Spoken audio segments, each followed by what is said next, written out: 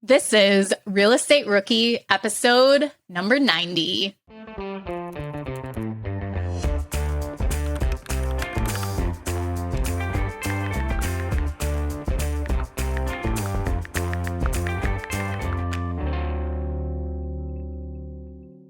Niner-y. I don't even know how I would say that to try to throw a niner in there. I am your host, Ashley, and I am here with your other host, Tony. And today we are back with another rookie reply. Tony, what is new with you today? Ashley, Carol, what's going on? Today is a good day for us. We just listed our property. It's officially live in the MLS. So we're selling one of our Joshua Tree properties. We're super excited to see how this thing is going to turn out for us. And by the time you guys listen to this, we are hopeful that it will be sold, right, Tony? We are so hopeful, but we're putting in the listing that whoever buys this house also has to buy my house in Shreveport that nobody wants to buy. So they are a package deal for whatever investor wants both of them together. And you guys have heard about that property, 10 times already. And that is why I am so hopeful that this property sells right away, so we're not getting pitched two properties. Two properties, yeah. But I was just telling Tony that I listed a property about 3 weeks ago, too, that hasn't sold at all either. So maybe I'll start pitching that one for people to buy. They'll have to pick and choose between the bad investment in Buffalo and Shreveport. We'll see which one works out. Yeah. But at least, but yours is cash flow positive, at least, right? Like mine, I'm like actually actively losing money right now. So if anyone has pity, take pity on me first. Well, ours is vacant. We rehabbed it and we were actually just going to rent it out. And then we had a realtor convince us to sell it. And we got all excited about what she thought she could sell it for. And it is not selling. So we'll probably take it off the market and rent it out. Or I was actually thinking of turning it into Airbnb because there is a brand new beautiful event center that just opened right next to it, and I think the closest actual hotel is maybe 20 minutes away from it. Mm-hmm.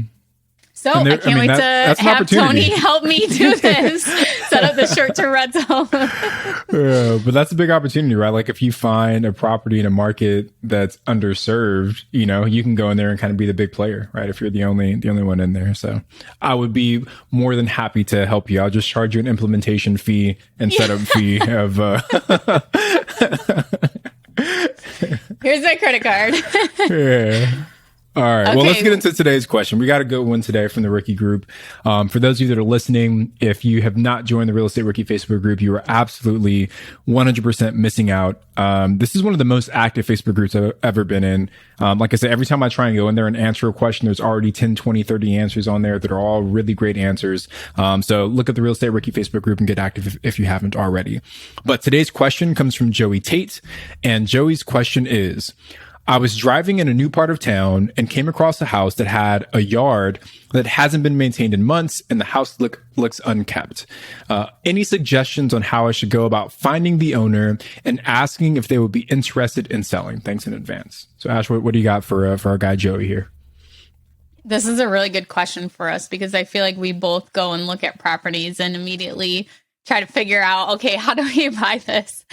So the first thing I would do is if you see this property, okay, obviously write down the address for it.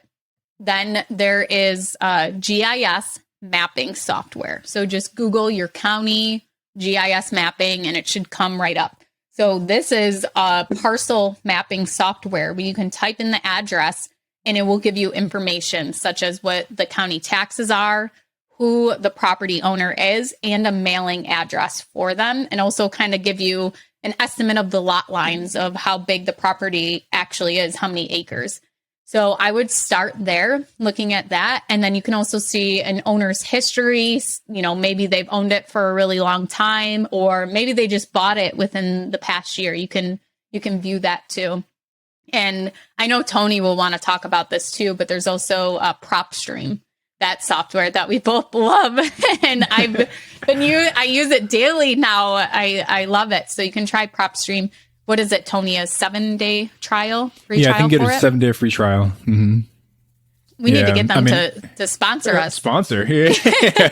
We're sending a lot of business their way. But I think you hit on all the big things too, right? Like, first, Joey, love that you're, I guess, mature enough as an investor to identify, when a property does look like a potential opportunity to buy. Like so many people, they drive around all day past so many opportunities and they don't even recognize it. So the fact that you're a rookie, but you have the awareness to identify a potential deal when you see it, kudos to you on that one. Ashley's advice is spot on. I think using Propstream is a great way to get in contact with the potential owners of this property. Super simple. You plug in the address, and once you have the property pulled up, you can skip trace that person for I think it's like 12 cents per skip trace. So literally for a few pennies, you can figure out who the owner is, get a phone number or potentially an email. And you can either send them a text message like, hey, I'm actually buying your property. Curious to be interested in selling. Send them a postcard.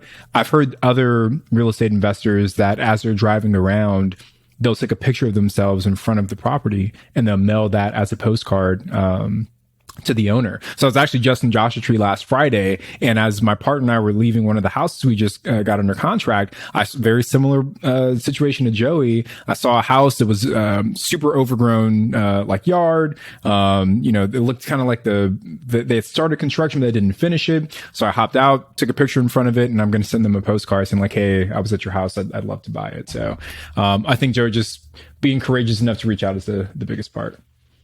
One thing that I've seen people that are doing too now when they're driving for dollars and they're seeing properties is leaving the door hangers like that you'd see on your hotel room. I know Ballpoint Marketing, they have these where you just hang them on the door and it has your information and it says, hey, I want to buy your house. So here's my phone number or, whatever you want to put on it.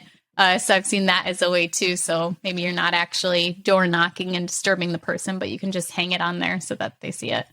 I have a funny story about door hangers. When I was in college, I started like a small math tutoring business. So like I was a tutor in math, and then I had some other tutors working with me, and I printed out I think like 600 door hangers, and I spent like 3 or 4 days like in the middle of summer. Going around my neighborhood, putting up door hangers, and I got exactly 0 phone calls from any of those door hangers. So, not saying they don't work. Like you probably need to put up more, than that. But, I had no reason to believe that any of these people needed, like math tutoring services. I just literally just kind of dropped my finger somewhere on the map and said, I guess I'll start here, and didn't quite work out for me. But, if you have I guess, a list that you think might have some value, then door hangers could be a good way to go.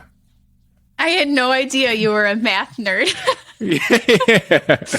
I actually took all the way up to calculus in 3 dimensions, multivariable calculus in 3 dimensions when I was in college. So don't ask me about it now because I can't remember any of it, but that was well, I'm going to tell you what your first mistake was. The first was that you didn't go around your college dorms and hang those to other students in college. You just went around your neighborhood. You should have went to the college kids. Most of the college kids I knew were probably not interested in paying some other college kid to tutor them. So you were looking like for high school kids or younger I usually did like kids? high school, junior high kids, things like that. So entrepreneur through and through. To go completely off topic, I was in Mathletes for 1 year. There was 10 of us selected, and me and my best friend were in it, and we went to the competition and we got first place, our team. It was so awesome. But they also gave you your individual rankings. And so out of the 10 of us, I was 9th and my friend was 10th. So we were definitely held the team down, but we still got first. Well, Joey, there you go. Now you found out about mine and Ashley's history as mathematicians before we became real estate investors. So. Yeah. So hopefully this was helpful as to different ways that you can actually find who the owner is. And if you are looking at a property, maybe it's a vacant property too that you're trying to find the owner, don't be afraid to find out who the neighbors are too and reach out to them. There was once this property listed, I think it was on auction.com, where my partner and I actually, we stopped and door knocked at the neighbor's house and asked them, what do you know about this property? And they were so nice and so helpful and gave us a very, very accurate description of what the interior actually looked like of that property. Since it was an auction property, there was occupants in the property. There was no pictures or anything of the inside. So it was really awesome that they were able to kind of tell us what they knew about it and everything like that. One other thing to add, sometimes when you look at these properties on Propstream, it's not an individual owner, it's like an LLC, and all they have listed is like a PO box. If you want to figure out who the owners of the LLC is, go to whatever state you're in, go to their like Secretary of State's online website. And usually you can punch in the name of that LLC and it'll list who the members are.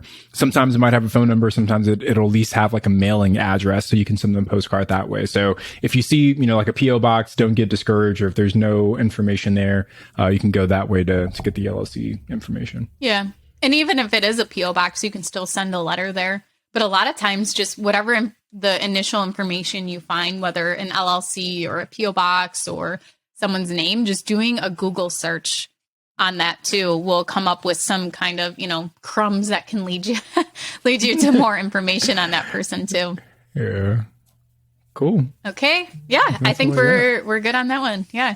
Well, thank you guys so much for joining us today. I am Ashley at Welcome Rentals, and he's Tony at Tony J. Robinson on Instagram. And he now has 2 properties for sale if you guys are interested. And we will be back on Wednesday with a new episode. Make sure you guys are subscribed to our YouTube channel. It has all of our podcast episodes that are released. And we are also putting out new content weekly, different videos that we're doing. And also Kyle and Lauren from Rentals to Wealth too. So make sure you guys check that out. Well, thank you guys for joining us, and we will see you next time.